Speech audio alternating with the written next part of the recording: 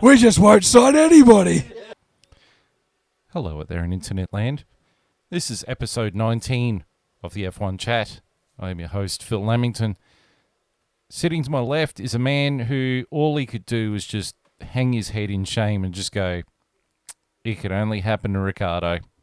And that's JB. How you going, JB? Yeah, not only is McLaren, favouring Lando now, even the racing gods are like, go on, Daddy. It's time to go. The poor guy was actually on for a decent result, too. Yeah.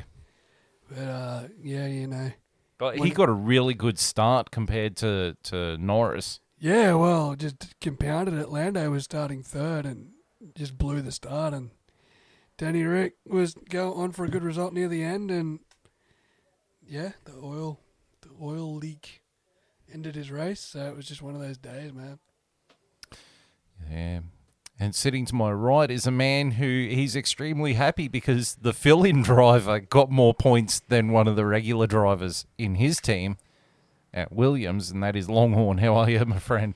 I'm great. I'm great after that. Not that it's a hard achievement to sort of look at, isn't it, when the debut driver only beats Latifi? It's like, it's not much of a line to compare against, is it? But I mean, it's... What does that say about Latifi? That's what I mean. Which way does it go? In the same way that George Russell was out-driving Bottas on his Mercedes debut. It's like, well, what does that say about Valtteri? Yeah. As opposed to what does it say about Nicholas Latifi there? Yeah. What it does say is that Williams have an option on the table now. Yeah. Yep. We've found our driver for 2023. Right. We will discuss that a little bit later, but... So we're going to talk about the Italian F1 from Monza, and I thought it was a genuinely decent race. It was all right.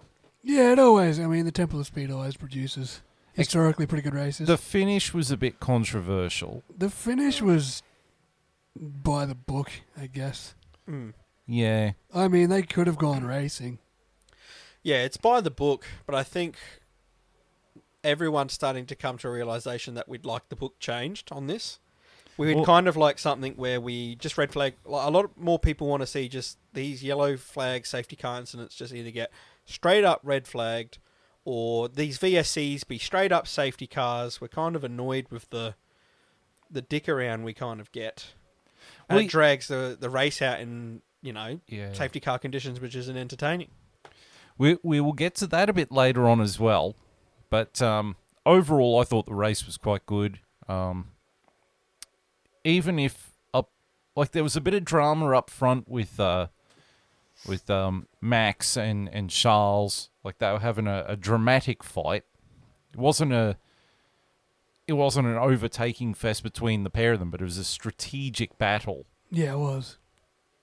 But it was the mid card, if you want to call it that, the mid card battles that were really interesting. Yeah, there were a lot of teams out there fighting for some crucial points. McLaren was that team.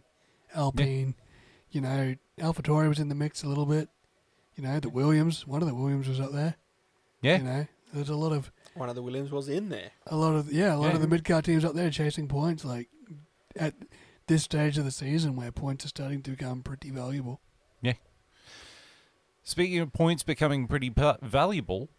It's time for the second last episode of the F2 Chat, the F2 Report with Longhorn. He's looking forward to the final one. He's actually looking forward to a break from the F2 Yeah, you report. get a breather after this for a few races. I do. I get a couple months off, which is nice. I can watch the F1 race and focus on that. You might want to write down how to do the F2 report because by the time you get to do it, you'll be sitting there going, how did I used to do this? What did I do? What did I do? I mean, to be fair, I've been figuring it out all year. I've only just gotten to a point where I'm like, I might do it this way, but even then, this race kind of changed out a little bit because it was just F2 can just be crazy sometimes, which we'll get into now.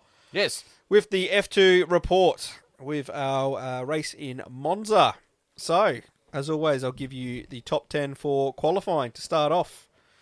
So, we had in pole position and starting to really show some talent and some good form just at the right time, Jack Doohan. Nice. taking pole. He's really standing out the last month, and it's not a bad time to be doing that with a spare seat in the top team.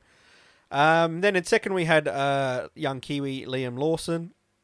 In third we had young Kiwi Marcus Armstrong. So we had an all Anzac top three. Eh? That's awesome. Yeah, not That's bad. cool.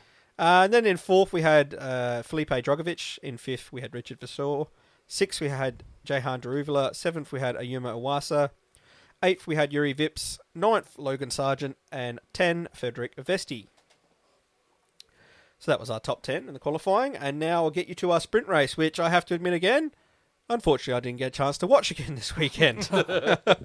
I was in Harvey Bay this weekend, had a big long drive yesterday, good 10, 11 hour drive home at 2 in the morning, and yeah, just did not have the time to watch the sprint race, unfortunately, but I will give you the results of the top 10, as I always do. So in first, we had Yuri Vips getting his first podium or his first win since Baku. In second, we have Frederick Vesti. In third, we have Jehan Daruvula. In fourth, we had Logan Sargent. Fifth, Liam Lawson. Sixth, Jack Doohan. Seventh, Oliver Beckman. Eighth, Richard Vasseur. Ninth, Dennis Hauger. And 10th, Marcus Armstrong. And that gets us into the race. The chaos-filled race we had at Monza this weekend. Now, if you've been listening to us the last few F2 reports, I've been giving you the bad luck drivers and the good luck drivers of the day, because I'm starting to figure that's maybe the best way to give F2 because of how chaotic it seems to be a lot of the time. So, this week though, there's going to be a lot of the one, and we're going to start with the bad luck drivers. So our first bad luck driver, Tadej Carteron, didn't even start the race. So there's one. That'll do it. Then we have our first lap. Absolute chaos. Have you guys seen any of this race? I have not. No. Yeah, it's pretty chaotic.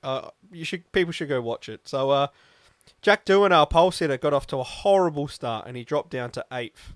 But then unfortunately he got clipped from behind and was involved in an accident with Jehan Daruvula and Logan Sargent, ending his race as well as Logan Sargent's. But we weren't finished there.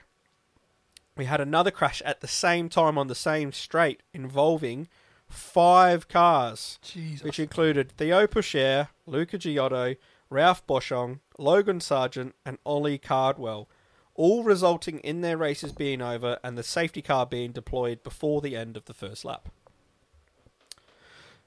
Then we get back to racing, and on lap 7, we have a young Aussie, another young Aussie in F2, Cullen Williams.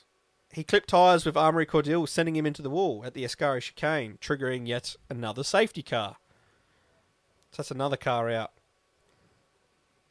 Then we have Marcus Armstrong, who was amongst the front runners to win this race, missed the pit entry, but cut across, I've never seen this before, cut across the pit straight to get into the pit lane and then failed to slow down in time before the line, leading to 2 penalties. Wow.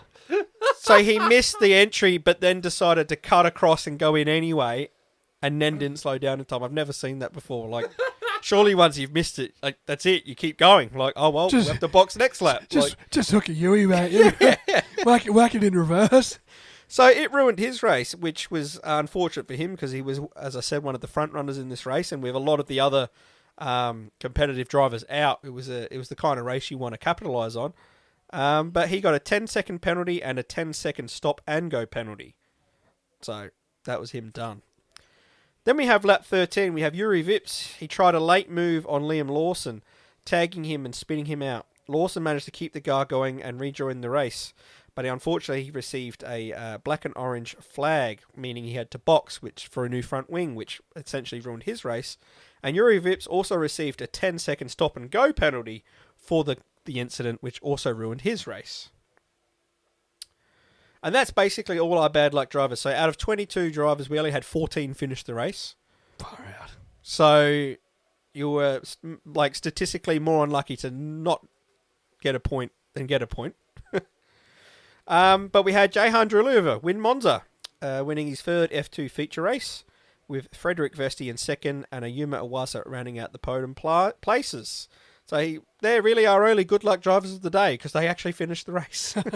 On the podium. On the podium. That'll do. Yeah. And then our other point I've got here, which we might talk about later, is despite finishing in 7th place, Felipe Drugovich has clinched the F2 championship with one race remaining. So there is our F2 champion. Congratulations, Felipe Drugovich, the young Brazilian. We will talk about him a bit later. Yes.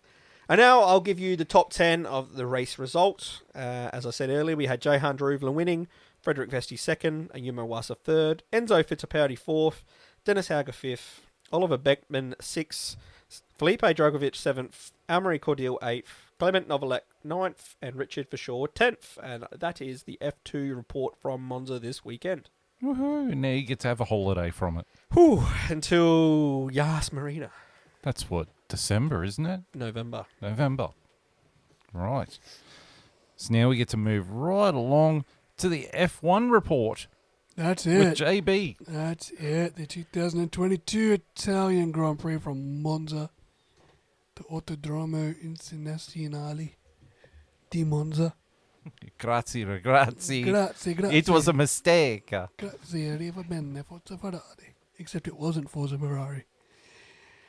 Lap 1. Charles Leclerc starts on pole at the home of Ferrari, alongside George Russell, after a massive grid shake-up that saw almost half the drivers copping power unit penalties. Charles Leclerc holds off Russell through turn 1. Lando Norris has a bad start and loses 3 places. Max Verstappen is already up to 3rd after starting 7th, passing Daniel Ricciardo down the front straight at the end of lap 1. Lap 5, Max Verstappen breezes past George Russell into 2nd, replicating his efforts from Spa. Lap 6, Carlos Sainz leaps into the top 10, passing both Aston Martins. Lap 8, Sergio Perez pits for fresh hard tyres, his front right brake pad in flames from overheating, but seems to cool itself back down in fresh air.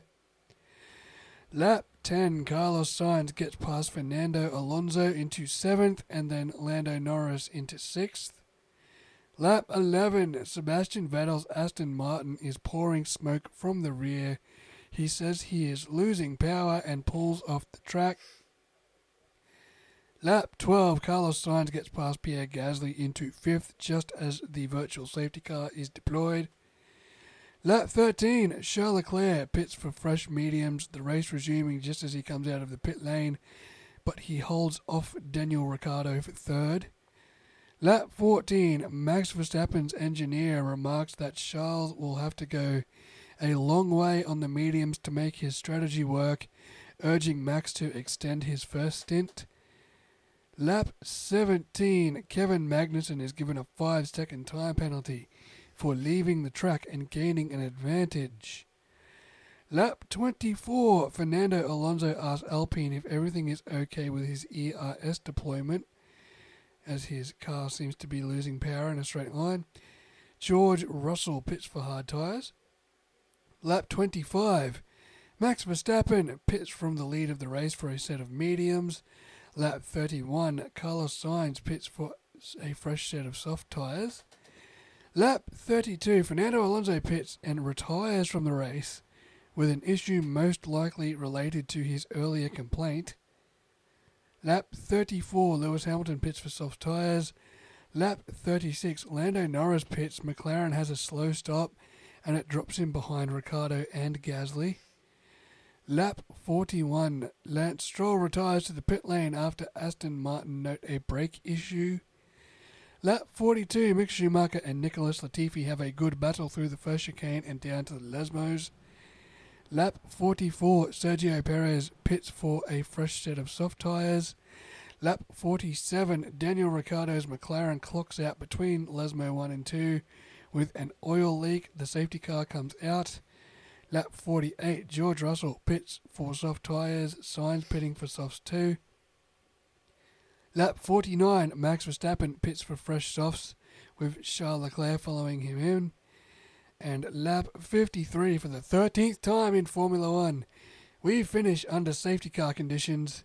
Max Verstappen winning the Italian Grand Prix from Charles Leclerc and George Russell, Sergio Perez gets fastest lap, and Nick De Vries gets driver of the day. And in fourth was Carlos Sainz in the Ferrari. Fifth was Lewis Hamilton in the Mercedes. Sixth was Sergio Perez in the Red Bull. Seventh was Lando Norris in the McLaren.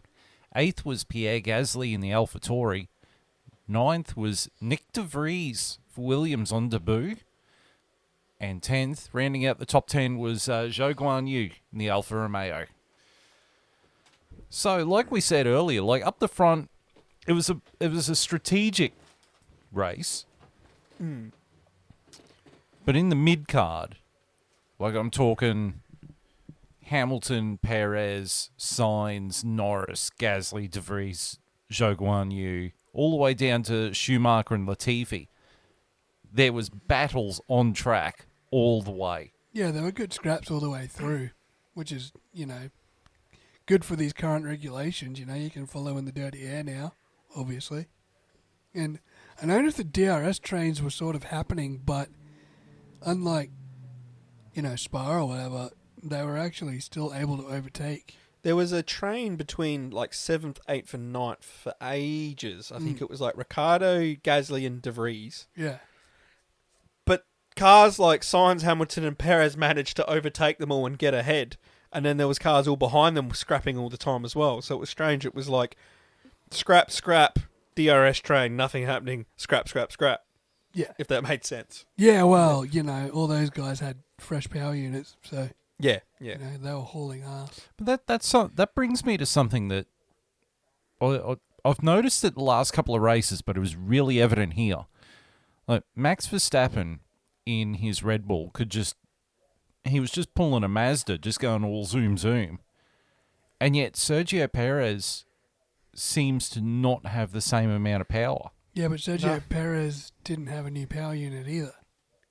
Well, then, that's something I kind of want to talk about, and it's probably a good time to talk about it now before we get to the news stuff and the drivers and everything.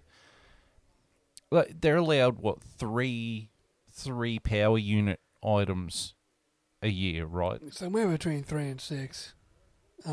Like for It's 4, I think, isn't it? You're But allowed, Then you take penalties. something like that. I thought it was 3. I don't know the exact count, but yeah. Well, we'll go off the assumption it's 3. I think it should be more. I think it should be 5. Like I think 5 internal combustion engines, 5 turbos, and da-da-da. Well, a lot of them are asking for it to be raised. But they're also asking for an overhaul of the grid penalty system because it's too confusing. It took Formula One 4 hours after qualifying to figure out what the grid was actually going to be. Yeah. Because of penalties. Yeah, it was crazy. Like, I watched qualifying and I went, oh, okay. I know. In my head, I'm like, I know it's going to change because there's a few guys with grid penalties. Then when I seen the following grid, I was like, oh, whoa, how the hell did we get here? Yeah, Lando Norris qualified like fucking 7th. Yeah. And started 3rd? Yeah, Ricciardo was 4th. De Vries qualified 12th, started 8th. Like, there was a whole bunch of guys that just went full shum up the grid and ones went shum down. And then we've sort of under respected it, but I'm pretty sure Lewis Hamilton started 19th. He did, yeah. And finished 5th. Yeah, he had a good race. That's a good race. Sainz started 18th. Sainz started 18th and finished 4th. Max started 7th and won. Yeah. So, it just goes to show, like, when you've got a fresh power unit on board, just the difference. Yeah. This is what I was saying the other week with, like, Verstappen. Like, he took the penalty and went to... I understand that's the penalty, but when you got the fresh power unit, they're clearly able to just shoot back to the top of the grid. Well, do you think that because he took a new power unit, that 5 places is enough? No. Well, what part did he only get? Like, this is okay. Well, he only got a 5-place grid drop. I thought it was 20. Like, I thought you were back of the grid the minute you took one. I thought that was just a blanket penalty. I think if you have to take one during the race weekend, then you get dropped all the way to the back. If you announce before the weekend that you're changing the power unit, I think it's only a 5-place. I think it should be back of the grid. The minute you pass your allocated, I think it should be back to the grid regardless. Yeah, well, it was only a couple of races ago that he was starting at the back of the grid for something. Power unit. And it must have been a different part of the power unit. Yeah. Something that was more costly than the fireplace he got. I think this week was the actual internal combustion engine. I don't know, whatever it wasn't going to slow him down, was it? Yeah. Well, that's why I think it's the ICE, because he was going like a bullet. Yeah, but so was Hamilton, so was Sainz. Yeah. They came from the back row of the grid almost at 4th and 5th respectively. Yeah. You know? But I just think I don't think the penalty is harsh enough. I don't think it is either, but I'm not really sure what you do because I know, they've just got such a big gap in terms of speed to these other cars. I don't know how you bridge that gap. You put them to the back of the grid and they still shoot to third. Like, how quick is Verstappen doing it too? And it's not like it's taken him the whole race. They're back at the top within 6-7 laps. He was third by lap 1. Half a lap he was 7th. third. Yeah, because he got such a good start. The other thing at the moment is Verstappen is so, in my opinion, so far leagues ahead of everyone at the moment. I don't think anything would matter. I think he'd find his way to the top. But he also has amazing machinery. You've got a car and a driver that's perfectly in sync, and that was Charles Leclerc and Carlos Sainz at the start of the year. But now the Ferrari's sort of been caught up as machinery. They've been overtaken. Well, you know why I think the Ferrari has sort of dropped down? Around the same time that they dropped down was the new barge board porpoising rule came in. Yeah, right. So I think they've had to change something on the car to combat the porpoising rule, and it's meant that the car just isn't. Well, the back end of the car isn't working. Well, true, because they were one of the teams that had a bit of porpoising going in the first half of the year. Now they don't. Yeah. You don't hear any complaining about it. No. That's one thing you haven't heard since this come in. No one's said anything about porpoising. The car didn't porpoise that much once they got off the street circuits. Yeah. But, I mean, that's a blanket thing across the board. They were just one of the cars that were a bit worse than others. It was more evident than others. Yeah. Yeah, but still the drivers were still able to get out of the car and be normal. It wasn't like Lewis Hamilton at Baku where he was struggling to get out of the car. Of course, I think it adds to what you're actually saying by they might have actually had to change something to fit the new regs that's actually affected them where it didn't before. Yeah. But, yeah, well, I mean, honestly, looking at it now, if Max wins the next race, he's world champion. I think he's world champion now. Yeah. And let's be. Is it officially if he wins the next race? Probably. Yeah. It'd be close. Yeah, no, they said if he wins the next race, he's world champion. That's Singapore, and that's a very Red Bull track too. That's an extremely Red Bull track. Everything's a Red Bull track right now. Yeah. With Max Verstappen. I think that's the one thing that's disappointed me about the new regulations is we've gone back to one car dominates them all. Well, it didn't start off that way. No, I'll pose this question to you guys. We might have to talk about this one time in a special episode or something because I bet you we could talk about it forever. But would you almost be up to the idea? The only way I can see that ever be combating is you do something similar to like IndyCar and that where you set everything to a stock, and you can only like adjust so much. This like you'd have to have one power unit everyone would have to use, or one something everyone would have to use. It'd only be little things you could tweak. It's the only way I could see you bringing a gap. Otherwise, you're just going to get teams that do it so much better than the rest. That's what Formula 2 is. Right. And that's why you have, this year we've had 12 different race winners in F2. Yeah. And F2 is quite entertaining to watch. I mean, it's chaotic because the drivers aren't as talented, so there's a lot more error, right? But you don't know who's going to win every week. You do have your drivers that are more talented that rise to the top and the ones that rise to the bottom, but on any given week, someone randomly could win it, and you go, oh, that's cool. Got to see that guy win a race, you know? Do we want that in Formula 1, or do we want it how it is now, where the teams, you know? I think... Give it time. The problem is that if you go the sort of quote-unquote spec series... Yeah. Kind of like that's IndyCar. The way to put it. I should have put it that way. If you go like IndyCar, where it's a spec series, then you're taking away the creativity of the people who design the cars. Yeah, I agree, but then you get this. Yeah. It's a balancing act. I think that's what separates F1 from IndyCar. Yeah. There's more of a chance of being caught back up with these regulations. Like, Red Bull figured it out first. Well, Ferrari actually had the head start. And then once Red Bull actually had the concept in the flesh, then they figured it out to the point where they caught Ferrari's head start. Well, But this is only the first year of the regulations. I think Yeah. the flip side of the coin is, like, to my comment about, we've got Max Verstappen driving off into the distance. The flip side of the coin is that Ferrari hasn't done themselves any favours this year. Yeah, of course. They've got a lot wrong. They were streaking off into the distance. Then they've had engine blow-ups, stupid strategies. Drivers just make amateur errors, and Ferrari have cost themselves. yeah, and pit stop errors. So I mean, they're equally responsible for giving Red Bull the trophy. Yeah. Yeah, so I don't think it's so much the regulations. It's just Ferrari have done a Parramatta and just put hands around throat and proceeded to choke. Wow, that's a bit harsh. I know. I said that because you were sitting right there. We haven't It's actually choked- more like the Cowboys, but we haven't choked yet, mate. I mean, another thing Or we're seeing, Brisbane. though, Brisbane. yeah. another thing we're seeing, even though it's probably like Red Bull's going to run away with it, we're seeing Mercedes turn it around in the second half, and they're catching it to become second. Yeah. You're seeing Williams starting to turn things around and fighting for points, and And they'll all capitalise. They'll all continue. This will be their launch pad for next year. that's right. But- I And guess these what we're regulations- worried about, is we get the Mercedes domination from Red Bull until 2026. No, don't no. forget These too- regulations are way more restrictive. I know that, but we're still just worried, I guess, that you're still going to get, even with different regulations, you're just going to get someone else to dominate it, because usually that's what you get. Well, I think- Usually that's what you get. If you look back in history, someone dominates, and then you get to the point where you go, well, let's change this up. But- Then that someone else figures it out better than the rest for that regulation setting, and they dominate. Also, don't forget though, like everyone's stuck with this engine start with their engines that they're made for the next 4 years until 2026. Yeah. I mean, they're allowed to update certain things, But that's what I'm the- saying. So that's what I mean. So Red Bull's probably going to be, honestly, I mean, they're going to be in it every year. But Well, they're probably going to win the next 4 years. Let's be real. I think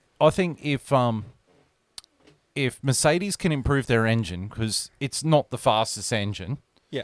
if they improve their power unit and Ferrari improve their aerodynamics so that the tail end of the car actually does what Charles Leclerc and Carlos Sainz want it to do. Because, I mean, the Ferrari has got a great qualifying car. Yeah. It can do One one lap. lap. Yeah. Fantastic. It just can't do an hour and a half of laps. Yeah, and Mercedes has got a great racing car. They got a great car for a race. It's very reliable. Yeah, it's all the it's rest a, of it. But it's a good car. It's not a great car. Yeah. Like it's lacking in power because of the power unit. and Red Bull's just got a great car. Yeah. I still maintain though, if they could get that aerodynamic package to work on the Ferrari, I maintain that the Ferrari power unit I think has got more donkeys in it than the Red Bull. I'd agree. But I think the Ferrari is aerodynamically compromised, which is what is causing the engine to not be at its full potential. The issue as well is what we're talking about having the gap. You're saying, Ferrari works at the aero, they can catch up, but the problem is they've got to catch up at a rate quicker than Red Bull can continue ahead. So Yeah. as much as Ferrari can to come up with the next bloody whatever and say gain a second a lap, if Red Bull gains a second a lap on somewhere else, doesn't matter. I think Ferrari's started working on next year's car already. I think so. I think there's a lot more chance for them to catch up there. Like, I think Red Bull will hit a ceiling a lot quicker than you think. Yeah. I think they're at it. Well, If that's the ceiling, then give everyone a year or two to catch up. But and okay, you'll they're at get- the ceiling for this year, but I think the ceiling will raise every year. That's how the race Oh, yeah. works. Everyone gets better. I Oh, just yeah. don't Oh, see yeah. anyone getting 2 times as better as Red Bull to beat them. But to your point, Johnny, I think a couple of weeks ago you said that this year Max will walk it in. Yes. Next year he's got to fight for it, and Yeah. I think he will. I honestly think it'll be a 3-way fight. It took Red Bull 7 years to get a car to challenge Mercedes, and they only just did it. And they did it controversially. So I know I'm sounding like a Debbie Downer, but I can honestly see Red Bull running away with it for the next 4 years. If I go off history, which shows you change regs, the person who figures it out first and dominates first generally runs away with it from there until it gets changed again.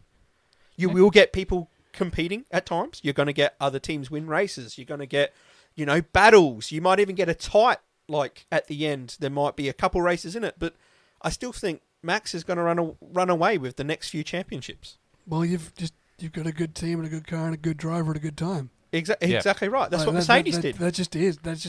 Right. And that's Formula One. Max is in a purple patch, man, and it could go for a few years. Yeah, like he is the form driver in the form team. You've got Christian Horner and Adrian Newey and a strategy department that works. Adapted to the regs, and you've got Hannah at a the championship strategy. winning team. You've just got a team that's finally clicked last year. And were able to carry it on this year despite Ferrari having the early edge. And that's what Ferrari don't have, is they had the early edge, but they didn't have the championship winner team around it to capitalise on that and continue forward. Mercedes didn't have the car. They do have the championship team around them. That's why they're fighting their way back. But as I said to my point, with Red Bull, everything going their way, like, look what we've thrown at Verstappen this year. 20th place. He's on a 5 race winning streak, and he's running away with it. Yeah. And he's even pantsing his teammate who's in the same machinery, like obliterating him. And it's like, is the gap that, like, what's the biggest gaps on the grid? You've got Albon, Latifi. We all know Latifi's not quick enough to be in Formula One. Albon's pacing him. You've got Ricciardo, Norris. What happened there? Ricciardo's probably going to be out of Formula One potentially after it. Verstappen, Perez. Is it that Perez isn't getting out of it, or is it Verstappen so bloody good right now? No one would match him. He's in a car that suits him to the ground. And Max is just in the zone. Yeah, that's what I'm saying. Like, Max is reminding me of Sebastian Vettel 10 years ago. Yes. He's finally got the monkey off his back now. He's just going. Yeah. He's reminding us of Hamilton through those years he dominated. Despite how shitty the movie is, it reminds me of that quote from the movie Driven, where Stallone says to the main dude, like, drive for pure victory. And that's what Max is doing. Pure victory. Just driving to enjoy it. Whereas Charles Leclerc, he's having issues. He's got pressure. George Russell, he's doing well despite the fact he doesn't quite have the machinery underneath him. He's actually one driver, I think, if you gave him a car, he could match Verstappen. If you put him in the Red Bull, I reckon he'd match Verstappen. Carlos Sainz he's in the same boat as Leclerc. Like, he hasn't got the car underneath him. Yeah. I think Hamilton is out of form. Or Hamilton has passed his prime. I think Hamilton's doing an okay job. I don't think George Russell's adapted to the car better than Hamilton. Yeah. I think after next year, Hamilton should probably move on. I think he's had his time. He's been amazing, and we might get to this after. I see someone like De Vries replacing him. I think Mercedes will look to the future. Yeah. Right. So we're going to move on to my key drivers for the race. Now, this time I decided to not put Charles Leclerc, Max Verstappen, Carlos Sainz, or Sergio Perez in it. Right? Really? Yeah. Because, we could sit here and say Charles Leclerc and Max Verstappen key drivers every week because they're going to be fighting up the front. So let's highlight some other people that actually kicked some ass and took some names. First one is George Russell. Yeah, he drove a solid race. He kept his nose clean, and the strategy worked out for him. Yep. George Russell was one of the most... at the moment, he's racing like one of the most complete drivers on the grid. I mean, if you look at his stats, has he finished out of the top 5 yet? Yeah, I think he's had a couple of outside top 5s, but not many. Were they DNFs? Were they problems, though? Because, as far as I can remember, George Russell was always up there. Yeah. Always up there. All year. Yeah. All year. Even when the Mercedes wasn't great, he was up there. He's been good, and this was another good... And he outdrove... I mean, Lewis started P18 or whatever, but... Yeah. He finished ahead of his teammate. He's been more consistent than Hamilton. Yeah, he's been more consistent than Bottas when Bottas was in the team. He's driving like the number 1 driver in Mercedes. Yeah. Which he, to be fair... I think there's going to be a change. The transition is, this is what's meant to happen. Hamilton, it's meant to. And I think it's going according to the way it's meant to be written. All right, next driver. Lando Norris. I actually think Lando Norris, despite his... not great start, I think he actually drove really well today. I don't know if he did. I kind of disagree. He had a few come off corners. I think he got lucky. Yeah. I think at one point as well, McLaren asked Ricciardo to hold up behind him so that Norris could come out ahead with the difference in strategies they were going. I don't know. I don't think he had a great race. I wouldn't say he had a bad race, but I don't think he raced great. He did finish in the top 10. I think he was 6th. Yeah, he got 6th or 7th. But yeah, 7th. Yeah. No, I think it was an alright race. I think that start ruined it. Yeah. His start ruined it. I think, honestly, naturally, he finished where the McLaren was going to settle anyway. I mean, don't forget, Daniel Ricciardo was ahead of Lando Norris until that oil leak failure. Yeah. Nah, Norris came out ahead after the pit stop. Was he ahead after the second Yeah. stop? Yeah. Daniel was ahead after the first, but... Daniel was ahead all race until the second pit stop. Yeah.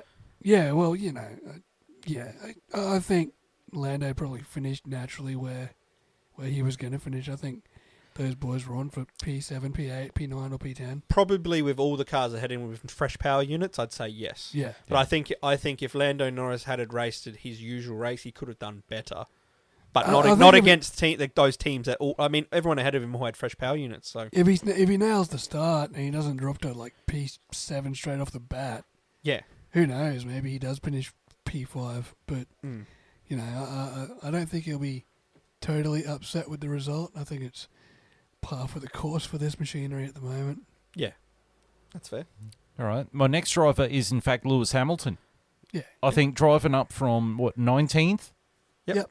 And getting to P6. It was an underrated drive. No one really talked about it. Yeah, and he drove on the hards. He was on the hards for a lot of the race. Yeah, he just tried to make a one-stop strategy It was a very under-the-radar race. Yeah, that's what I said. It was underrated, underappreciated. It was low-key. Yeah. I think it was because so many drivers sort of did it. Sainz did it from 18th. Hamilton come from 19th. Verstappen come from 7th. Perez come from... Was he 16th or was he last? Perez was 16th. 16th. Yeah, he was a little bit further up the Because grid. Yuki Tsunoda started dead last. That's right. He Yeah. did, yeah. I think it went unnoticed because so many drivers did it. It was kind of like, just another one who did it. Yeah.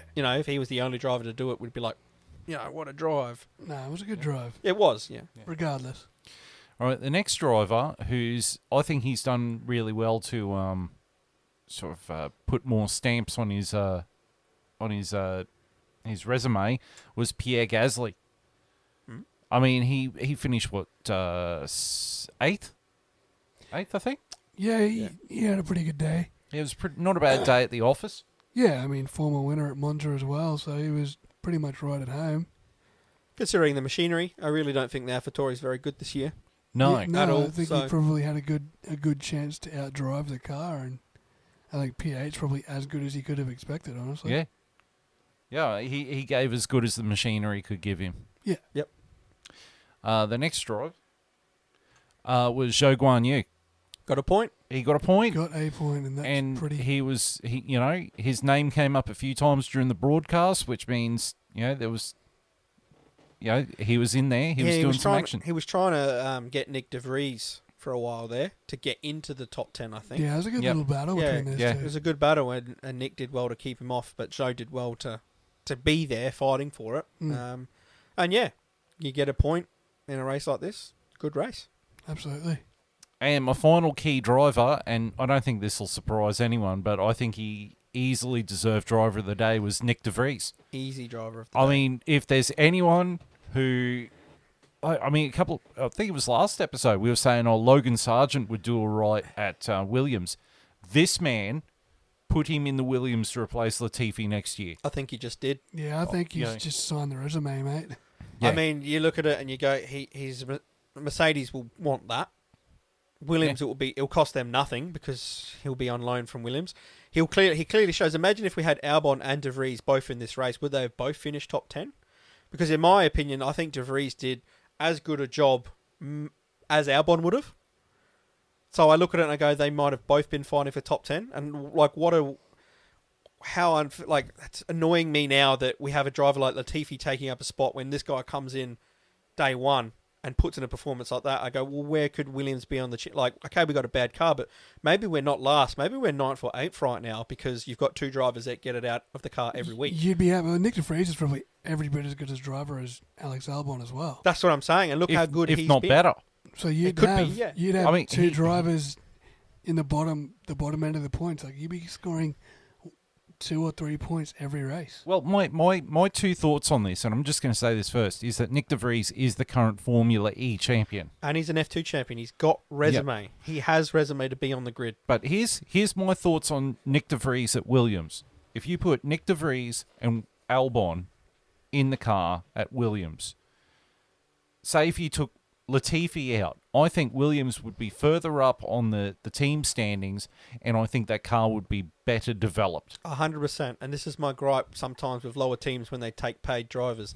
I understand you need the money injection, but sometimes if you want to move up the grid, you've got to be getting everything right. Your setup, which Williams is getting right. You've got to be getting your car design right, which, I mean, they're pretty quick, so they're obviously getting some things right. Yeah, but they've still got the little screen on the Yeah, body, they've not got to on the fix that. steering They wheel. do have to fix that. I wonder if that's ever going to change. They've been getting their strategies right, but the one thing that they've been lacking, and this is also to a detriment to a team like Aston Martin with Stroll, is having Latifi in the team.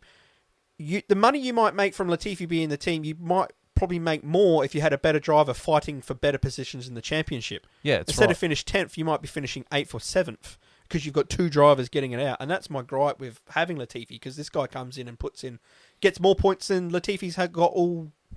Yeah, one for race, 2 years. one race, almost. and he gets 2 points. Yeah. Latifi has had X amount of races and is still on 0. Yeah. I think he's... I don't know. has They Latifi even should got a be point? sacking Latifi right now and putting him in that car. 100% they should be doing that. For some reason, they want him to see out the year. I don't know why. I would be wanting more, and I would be putting him in immediately, even if it was just for the rest of the year, and maybe you couldn't have him next year for whatever reason. I would be putting him in now. But, because like you said, I think that would develop the car better. You would be fighting for more points. It would just be a way better feel around the organisation. And it's a driver worthy of being in the grid. He's got the resume. These are the drivers you want on the grid. This is our problem with Formula One is you get at the back, you get these drivers that take up places because they've got money. Yeah. We don't want to see that. We want to see the best guys. Yeah, the there's top 20 so much drivers. talent. You know, And missing out. The ones we lost to IndyCar, the ones that are still in Formula E, Yep. the ones that are still in Formula 2. Like, Drogovic is winning the championship right now. He's not even being named anywhere. He's not going to get a seat. He's not going to No. get a seat, but he's won F2, which is he's done everything you're meant to do to Yep. get into Formula One. You know, This guy done it and won Formula E. Callum Wilot's gone. He's gone to IndyCar. Yep. We've stopped talking about Robert Schwartzman. Yep, he's just a reserve driver at Ferrari that will probably get lost in the shuffle. Oscar Piastri at least found his way into a seat, rightly or wrongly. And look how dominant he was. It was still a challenge for him. Yeah, exactly. Zhou Yu, I guess he's there now. Alex Albon found his way back. Yeah. You know, But, I mean, if you put De Vries and Albon in that Williams next year, Aston Martin will get the wooden spoon. I Because agree. Aston Martin needs to do the same thing, and unfortunately, I know Daddy owns the team, but Lance Stroll has got to go, and they've got to stop getting these over-the-hill former world champions. Yep. I mean, I know Sebastian Vettel was kind of still okay, but Alonso is over.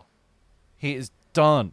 I don't know. Sticking him in an It's just Aston not the Martin, future. Here's the thing. Alonso right now is driving great, but he is not the future. and also he is very much Alonso about Alonso. Yeah. Every team We've that's said that. had him has found that out since he won his 2 titles and beat Schumacher at Renault. Yeah. Ever since then, when he went to McLaren, he was about himself, Yeah. to the detriment of the team. He could have won the 2007 championship if he didn't act like a dickhead. Yeah. And he screwed over Lewis Hamilton in the process. He did. And that just left the door wide open for Kimi Räikkönen to come in and pinch the title. 2008, he went back to Renault, did nothing. All he did was get Nelson Piquet Jr. to crash into a wall so he could win a race. Yeah. Yeah, he goes to Ferrari, does nothing, and then chucks a wobbly and ends his contract early so he can go to McLaren so he can sit there and bitch about a GP2 engine. I'm sorry, Fernando, but we don't want you in F1 anymore. I don't see why you're sticking around. Go do Le Mans or NASCAR or whatever. Just get out of F1 because you're just soaking up a seat that some guy like Nick de Vries or a Drogovic or whoever deserves. Schwartzman, Callum Ilott, Colton Herter. there's far better drivers that deserve a shot. And Fernando Alonso is past his prime and needs to bon voyage. Mm-hmm. And, if he doesn't do the goods at Aston Martin, he's just proven my point. Here's what I see happening too. Back to Nick De Vries. This is unfortunate for everything. Is just not going right for Daniel Ricciardo at the moment. But with the rumours that one of his lifelines might be Mercedes or a sabbatical because he doesn't want to go to a lower team. If he goes to Mercedes reserve and Nick De Vries goes to Williams for a year and drives like he did like this, he's going in that Mercedes seat for Hamilton. Well, there was some stories over the weekend about Ricciardo where, that's the odds-on favourite is that he's going to be the reserve driver for Mercedes. But that means there's something in plan for De Vries because De Vries is the reserve driver. Well, Hamilton came out over the weekend and said, if his plan is to sit at Mercedes for next year, hoping that I'm going to retire at the end of next year, and then he's just going to take my seat. Sorry, buddy, it's not happening. Yeah, it's a gamble that I wouldn't take. Take the year off, recover, get your batteries. But seeing Ricciardo likes IndyCar so much, I don't know why he's just not trying to... Go to NASCAR. Go to NASCAR or come to Australia and do Australian supercars. Yeah, do drive something. Bathurst, do something. Unfortunately, I think Danny Rick's career is... I think he's done. In Formula One, it's done. Outside of Formula One, the world is his oyster. Oh, he could go be IndyCar and be the star of IndyCar tomorrow. And that's what he should do. He can go drive NASCAR, supercars. As you said the other week, Phil, I think he should take an ego cut. He doesn't deserve to be in a top team anymore. Kills me to say it. Yeah. But he's had his chance. He's been at top teams all his career. He's made poor decisions jumping when he should. He's burnt his bridges to a sense, and now the talent hasn't worked at a situation that you don't get another... Some driver... We're just talking about how drivers like Nick De Vries aren't even on the grid despite being F2 champion, Formula E champion, driving like he did today. He's not even on the grid right now. Unfortunately, the new trend is to start getting some of these hot young drivers in, like Danny Rick was when he was younger, but he's not younger Danny Rick anymore. No. He's older, getting past it. We're not sure if you've got it anymore, Danny Rick, and your resume isn't good right now. Unfortunately, in Formula One, it goes off right now, not what you did so many years ago. I think the one thing we keep overlooking when it comes to Danny Ricciardo is that if he wants to rebuild his resume, he either go to IndyCar or go to Formula E. Or take one of the lower positions on F1 if it's up for table. Don't think to yourself, I've got to be a top team or nothing. No, you might have to go to a Williams if that is available and build your career back up with a strong year in a lower team. If you want to stay in Formula One. If not, go to IndyCar. The door will be open. I think the door is open for him I think the door is open for Ricciardo everywhere else other than Formula One right now. Yeah. He can do whatever he wants outside of Formula One. Yeah, he loves America so much. He can't sit at Mercedes. He's going to sit at Mercedes and achieve nothing. Yeah, he won't get in that seat because, as you're saying, Phil, Hamilton either won't retire or they would just... How many reserve drivers... where's Stoffel Van Dorn going? Yeah. How many guys go, I'm going to be a reserve driver for a year and then I'll get the seat after that? It never happens. Yeah, that's right. Because they take another hot driver currently on the grid or they take another young, hot and up-and-coming driver from F2 or from somewhere. They don't take the guy sitting in the wings. If Lewis Hamilton calls it a day, Nick De Vries goes up to Mercedes and Stoffel Van Dorn gets the Williams seat. Yeah, Daniel Ricciardo's still sitting there trying to... He'll just be reserve driver. I think the only realistic seat on F1 that Danny Rick can take is AlphaTauri. That's the only realistic seat. Yep. Or what about K-Mag's seat at Haas? Yeah, K-Mag's signed. He might take Mick Schumacher's. Yeah, he might get Schumacher's. That's what I've said. I said he could take Haas because the American market and all that. But I honestly think that Haas should stick with Mick. They should. Because they can take Ricciardo, but Ricciardo's... He's past his prime. They would be taking Ricciardo because of his marketability. Yeah, that's why they would be taking him. Whereas Mick Schumacher, he is part of the future of the sport. Yeah. Along with your George Russells, your Lando Norrises, your Nick De Vries, your Albons, and so forth. Ricciardo is the present, but slowly becoming the past. Yeah, and if he went and took a reserve driver at Mercedes, the only way he puts his hand back up is if he somehow gets in a seat because Hamilton gets appendicitis like Albon did this weekend, and he goes in and he puts in a hot performance. But even then, like, it's Mercedes. Yeah, but I mean, Yeah. that's the only way he gets back to the grid, because maybe he Yeah. goes in there and does well, and another team goes, oh, look what he did in Mercedes, we'll bring him into... Really, Someone else, his only hope of really getting a decent F1 seat is if all the other teams cave and let Andretti come in. That's realistically the only option that he'll ever have, is if Andretti comes onto the grid. That or the Haas. That or the Haas. Or something I'll get to in a couple of minutes that's a news item. Okey-dokey. Okay, so the first news item, though, to give this a bit of a break, is there's a lot of people complaining about the finish of the Italian F1 because it finished under a safety car. Yeah, well, the last time a race didn't finish under a safety car, there was also a lot of complaining. Yeah, they finally do what everyone complained about last time, and now everyone complains that they didn't do what they did Even last Lewis time. Hamilton's just like, it reminded me of Abu Dhabi. Yeah. It's like, oh, they followed the rules this time. Yeah, And they like, great, followed the you rules followed and the now you're not rules, happy. And now, like, 320,000 Italians were booing their ass off. One thing I would have booed them for this weekend is how poor they were at Oh, the marshals. the marshalling and the decision making. Like through that last 5 laps or however many laps through the safety car, even the commentary was saying, like, I think they didn't catch up to Verstappen for like 4 laps, so they didn't even get the leader behind the safety car for so many laps. Then they let cars, like, it was just a bit chaotic where we're like, this is never getting back The to... two Alpha Tauris were stuck between Verstappen and Leclerc for like the last 2 laps. They didn't even let them unlap themselves because that's how far behind the rest of the field was. Yeah, and they were just taking so long to figure that out. I still maintain in the last 10 laps, if there's an accident or a car breaks down like that, just red flag it 100%. and get them to sort out the order as they're pulling into the pits so that everyone's in the correct order, so that when it goes back to racing from the red flag, everyone is in the correct order. Yep. And no one's allowed to change tyres.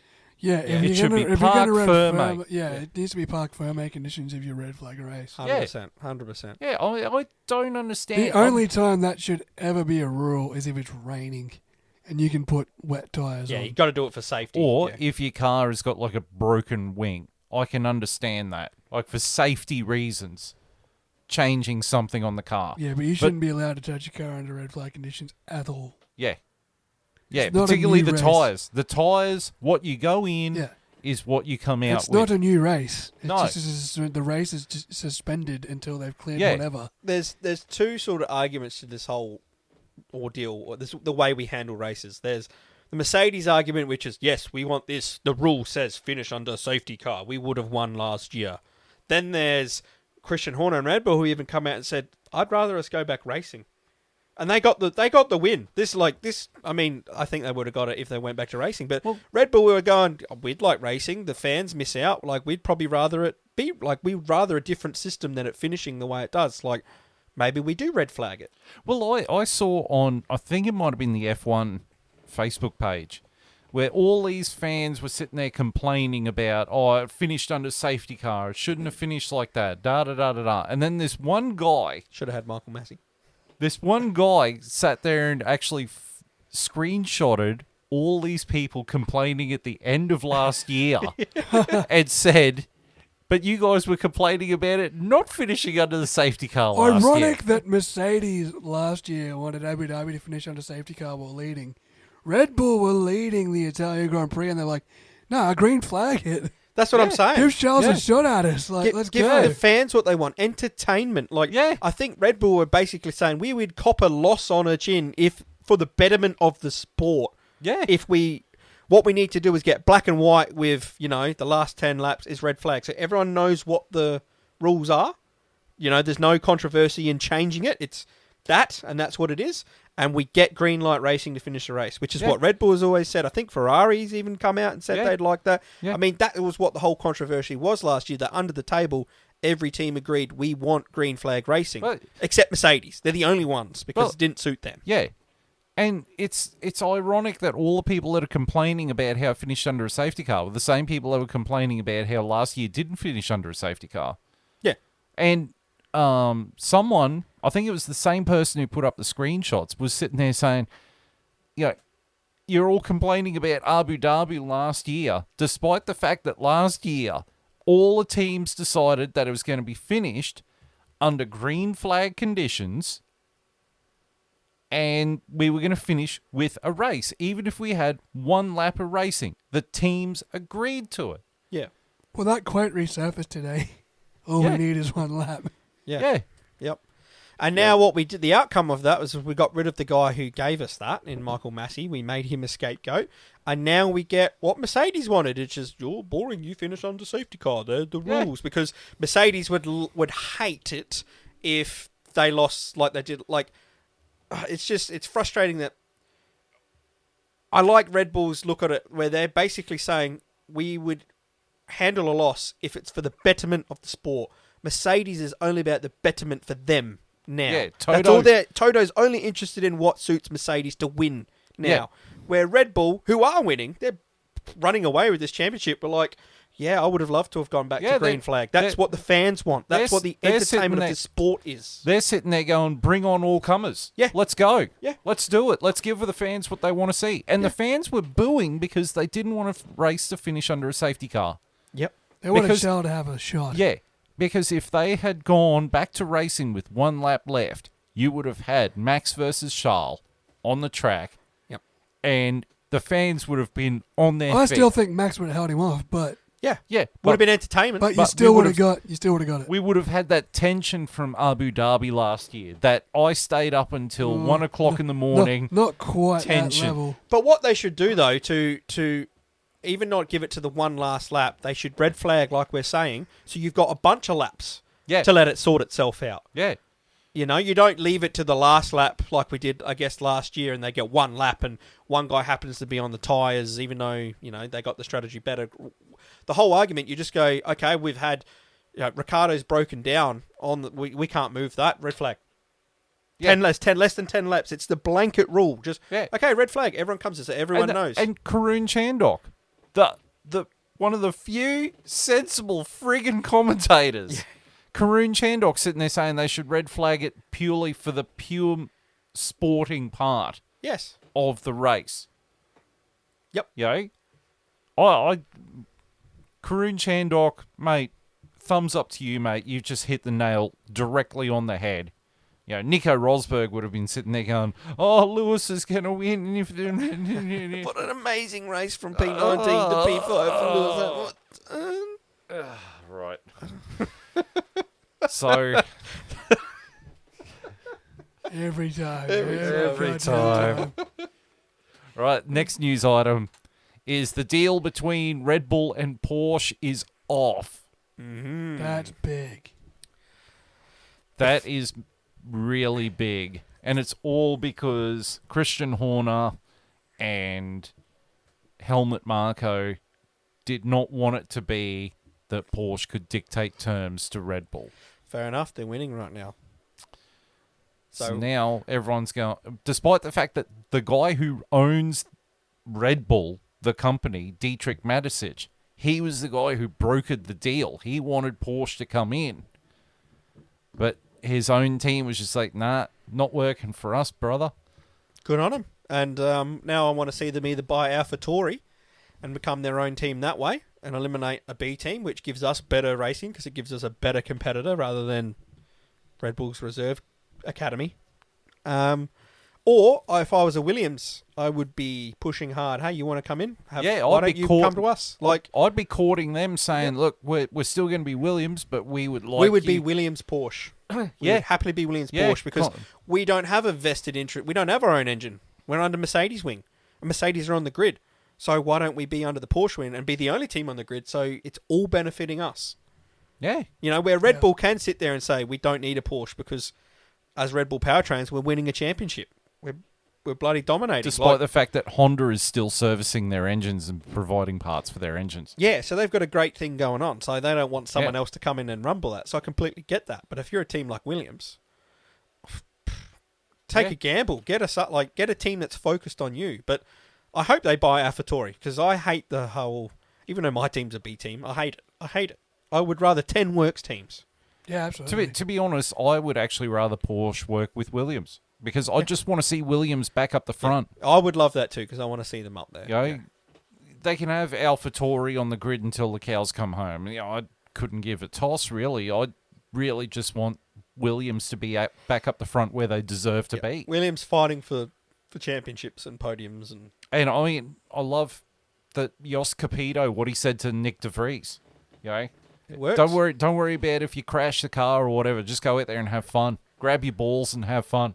Williams at the moment seem to have a good team around them. They just lack the car.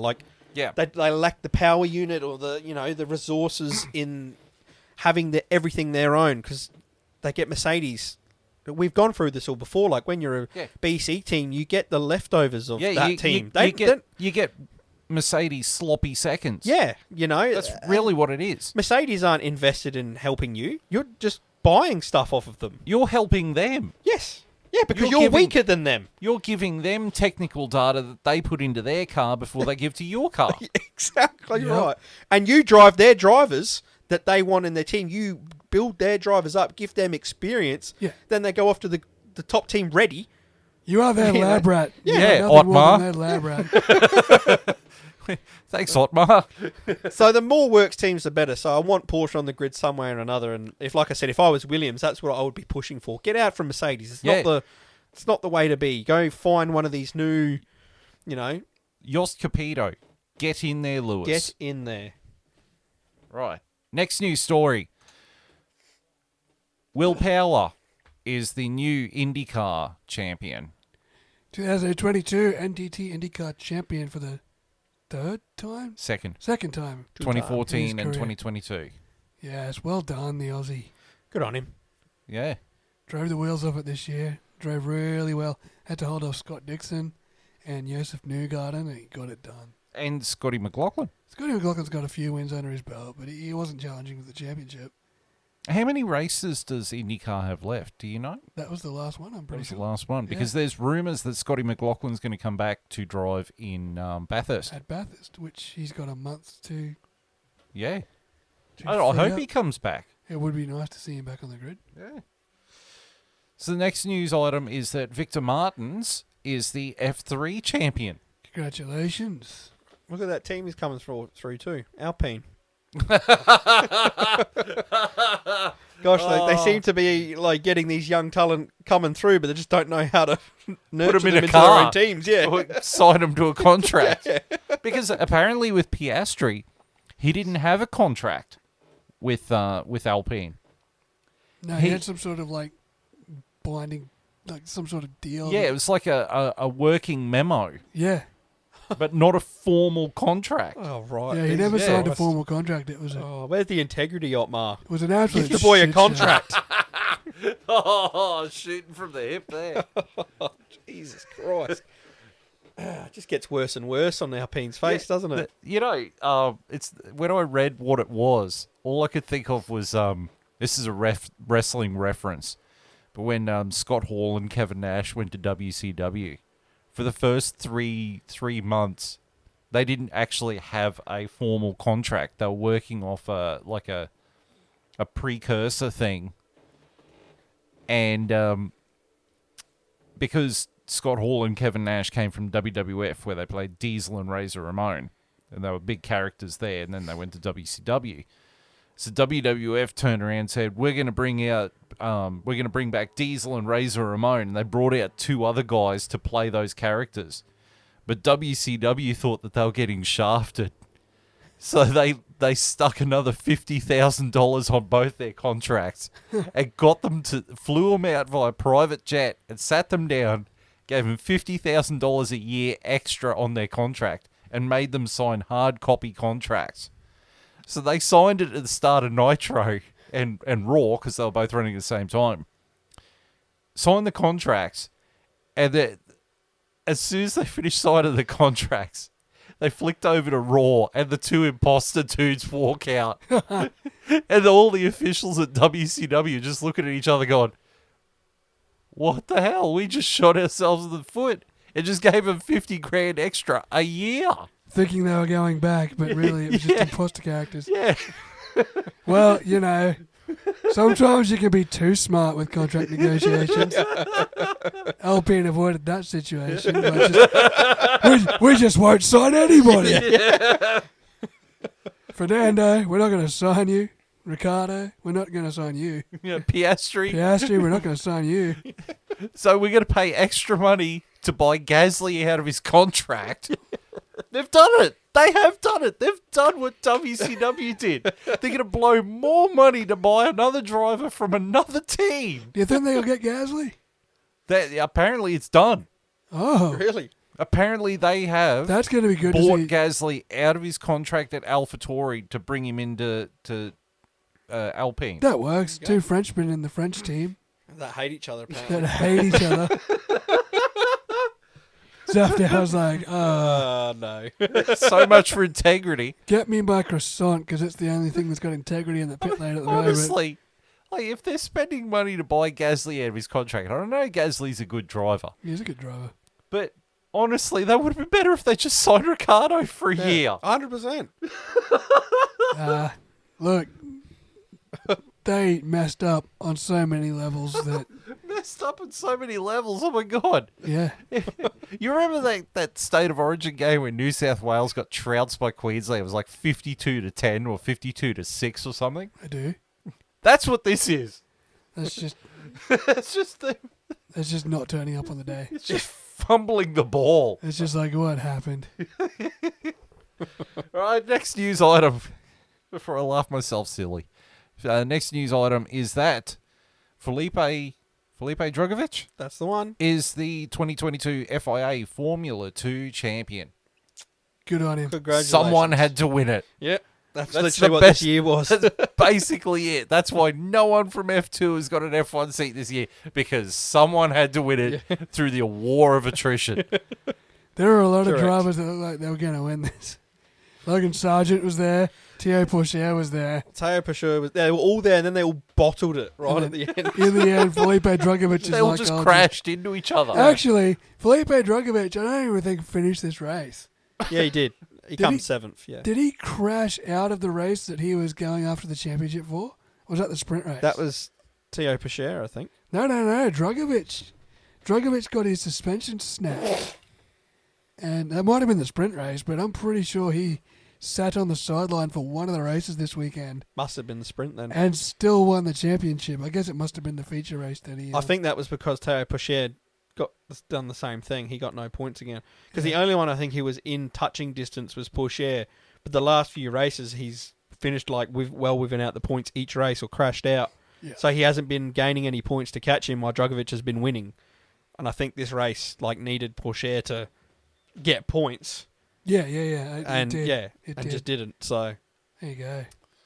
Right, so he won by attrition. He won by attrition. Well He did. done, Felipe Drugovich. Oh, pardon me. The Brazilian driver where does he with go the from here? Russian name. F2 again. Yeah, you He- can't. He might be an Alpine reserve driver. Formula Why not? E. Yeah. That's. I think that's. Yeah, if there's a seat there. Or he might be a reserve driver in F1. We don't know where, but he might be a reserve driver. He's free to go anywhere because he's not signed to anyone. So. Because who knows? you can only spend like 3 years in F2. Yep. Yeah. This was his last year, Yeah. and so- once you win it, you can't go back as well. So.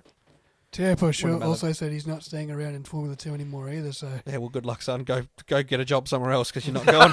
Yes. After your form lately, yeah. Great. Alfa Romeo's going, okay, see ya. Yeah. We will happily replace you. Thanks for coming. Shocking. Thanks for playing. Yeah. Got a Good nice on ya. fruit basket for you out the door. What's that? You want to leave? Oh, cool. Next up. Jesus Christ. That's like I noticed, because I watched a little bit of the F3 race on my lunch break today. Arthur Leclerc is still in F3. Yep. I don't think He's he's really going not anywhere. setting the world on fire. He hasn't inherited the skills that his brother has. No. Yeah, it's despite the fact that he's got the Ferrari Academy symbol That's the closest to Ferrari on he's his gonna get. helmet. That's as close as the Ferrari he's going to get. Yeah, I think he's only got that because his brother drives for Ferrari. No, he's probably in the Ferrari Academy. Doesn't mean he's going to drive for Ferrari. But out of sympathy, they're just Out of like, it's sympathy. to keep Charles happy. I'm Charles's little brother and will forever just be his little brother. Yeah. Like Bruno Senna. Yeah. Ralph Schumacher. Your uncle was like God and you were like sacked in 3 seasons or something. Ralph, the other Schumacher. It's like dolphins, the other white meat. The other one. Wow. Thanks, Tool. Right, so that's the news for this episode. Now we're going to get to the driver's standings. I'm going to hand it over to Longhorn to do this one. Righto, 2022 driver standings after the Italian Grand Prix. We have, leading out the front, with a commanding lead, we have Max Verstappen with 335 points. In second, we have Charles Leclerc with 219 points. In third, we have Sergio Perez with 210 points. In fourth, George Russell with 203 points. In fifth, Carlos Sainz with 187 points. In sixth, Lewis Hamilton with 168 points. Then we drop down to Lando Norris in seventh with 88 points. Coming in eighth, we have Esteban Ocon with 66 points. In ninth, we have Fernando Alonso with 59 points. And still 10th, we have Valtteri Bottas with 46 points. Now, before we move on, I actually have the rest of the driver standings. Okay. So in 11th is Pierre Gasly in AlphaTauri with 22 points. He's also tied with Kevin Magnussen from Haas on 22 points. 13th is Sebastian Vettel with 20 points. 14th is Daniel Ricciardo with 19 points. 15th is Mick Schumacher with 12 points. 16th is Yuki Tsunoda with 11 points. 17th is Zhou Guan Yu with 6 points. 18th is Lance Stroll with 5 points. 19th is Alex Albon with 4 points. 20th is Nick De Vries with 2 points. 21st is Nicholas Latifi with 0 points. And Nico Hulkenberg on 22 with 0 points. Nicholas Latifi is 21st out He's of 20. the Mazepin of this year. Remember last year? Mazepin was 21 out of 20 drivers. Yeah. Because one driver come in and did a race and got better than 17th, probably. Nick De Vries in one race has got more points than Nicholas Latifi has in 3 seasons? 3 seasons. I think it's legitimately 3 seasons. Since Latifi. Yeah, I can't even remember if Latifi got points last year. He might have. He I got know 1 George point. Russell got that Podium. Yeah. at Spa. Yeah, so Russell had all their points at one point. Yeah. Actually, no, Latifi did get points. He got Because one. then, like, the next point... No, the next race, Latifi, like, finished up the grid and jumped George Russell and was actually the leading point scorer at Williams. That's right. It was the one time he beat him, I think. Yeah. And that was one of those crazy situations in the race. I think it was That's right. I remember George Russell saying, sacrifice my race for Nicholas. Yeah. Why would you Good guy, do George something that Russell. stupid? Why would you do something that idiotic? Sacrifice my race for Nicholas. Good guy, George Russell. And That's now, well, hey, look, his just reward is he's kicking Lewis Hamilton's ass. Yeah, well, Russell, Perez, and Leclerc are all within eye shot of each other. Yeah. It's going to be interesting, eh? The battle for the rest. Yeah. Other than Max. Max is just going to keep driving along up the front with his headphones in, just Just putting along. just winning races, and they're all Being going a to be real- fighting Is over it- the rest. Being a Is real it means official motor that- scooter. Is it official that all he has to do is win Singapore now? And he's Yes. champion? Yeah. Oh boy. Okay. That's a thing. That's a very Red Bull track too. Yeah. But, you know, It was also a very Ferrari track for a while too. yeah. Hmm. All right, and JB, you can do the team standings. All right, 2022 team standings after the Italian Grand Prix from Monza. First, and I don't know how far away they are from wrapping up the constructors too, but it's Red Bull Racing on 545 points. Second is Ferrari on 406 points. Third is Mercedes on 371 points. Fourth is Alpine on 125 points. Fifth is McLaren on 107 points. Sixth is Alfa Romeo on 52 points. Seventh is Haas on 34 points. Eighth is AlphaTauri on 33 points. Ninth is Aston Martin on 25 points. And 10th is Williams on 6 points. And 2 of those points came from a replacement driver. 2 of those points are better than Nicholas Latifi. Well, it's nice to see what Nicholas Latifi contributes to the team. If you had Nick De Vries in that seat, just from now, even just from now for the rest of the year, do you think Williams catch Aston Martin? Possibly, yeah. I think it's too late. Yeah. I think they'll get close, but it'll be too late. Like, I don't know. It depends. Like, Williams only nailed the setup at Monza and Spa because of that straight line speed. They're going to Singapore, where downforce is going to be the issue. Yep. Then they're going to Austin. No, Suzuka, Japan, Yeah. which is windy downforce track. Yep. Then they're going to Austin, which is windy downforce track. Then they're going to Mexico, which is windy sort of powered downforce track. They might be all right down the front straight. Then they're going to Interlagos, which is windy track. And they're going to Yas Marina, which is windy-ish track. Yeah. So I think that their only benefit was out-and-out straight-line speed. What might help Williams, though, is when they go to Interlagos, is that it'll rain and Latifi will crash out and take out half the field. Fingers crossed. I don't know how he's going to take out half the field from the back of the grid, but he can try. It's called a torpedo. He can Ask Kivat. Yeah, I guess Valtteri Bottas Him did and Lance pretty good. Stroll. can Valtteri just- Bottas did pretty good at that last year at Hungary. True. And Lance Stroll was the second pinball in that one too. So, look, it's possible, but we'll see. Right, so now we get to the shameless plugs of the episode. Whoop, whoop. So we want you to interact with us. We demand that you do it. We demand you We interact demand with us. it. So do as your master implies, and do it. Just do it. Just do it. Like Shia LaBeouf would do. Just do it. Steroids. That too.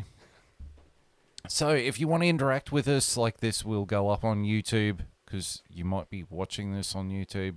But YouTube, the F1 Chat, care of Vindicator 18 channel. Interact with us on Facebook on the F1 Chat. We're on the Twitter, which is the F1 Chat 1. Don't forget the 1. But please don't type don't forget the 1. Like, that's not the name. We just keep highlighting that there's a 1 on the end of the name. F1 Chat 1. 1. And on Spotify at the F1 Chat. So that's the shameless plugs for all that stuff. If you're watching on YouTube, ring the bell and subscribe. And Leave a comment. all that stuff that all the other YouTube shills sit there and prattle on If you're about. on Twitter, leave a comment. If you're on Facebook, leave a comment. Actually, if you're on Facebook, I think you can literally send us a message on Messenger. Yes. Yeah, that is an option. Yes. To send abusive messages via Messenger. Message us on Twitter. Comment on YouTube. You know, leave us a nasty rating on Spotify. I don't care. Yes, you do. Go nuts. Yes, you do. Interact. I mean, I boosted the post, so we got like 1,000 people looking at our YouTube video. Woohoo. Yeah, none of them replied though. Oh, well. They're probably all bots. They must be all Lewis Hamilton fans. True. Right, so the next race is in 2 weeks. It is the Singapore F1, where if Max Verstappen wins, he will wrap up the driver's title. And I'm guessing if they win, Red Bull's going to wrap up the constructors as well. Yeah, it's going to be pretty much done. Yeah, and then after that, they're just racing on merit. Mm-hmm. But still interesting races to come up.